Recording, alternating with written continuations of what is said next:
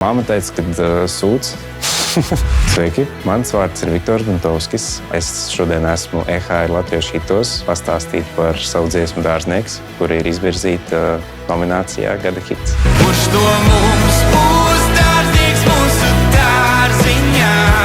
Kurš no mums sakops ziedus dārza maliņā?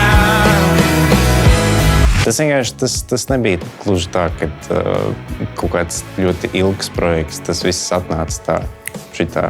Es ļoti gribēju aprakstīt to sajūtu, kad attiecībās, jebkurā gadījumā, ir viens tāds cilvēks, kurš kārto visas tās lietas. Un es to vēlējos izstāstīt no tādas kā dārznieka prizmas, kad dārznieks ir tas, kas audzē visus tos gurķus, tomātus, kas rauj ārā nezāles. Man arī sanāca. Tas, protams, balstās uz tādām personīgām lietām, bet tas vairāk ir tāds kā vienkārši abstrakts apraksts, kas nav varbūt tik ļoti cieši saistīts ar mani, kā bija ar parasto meiteni vai pieaugušo dzīvi.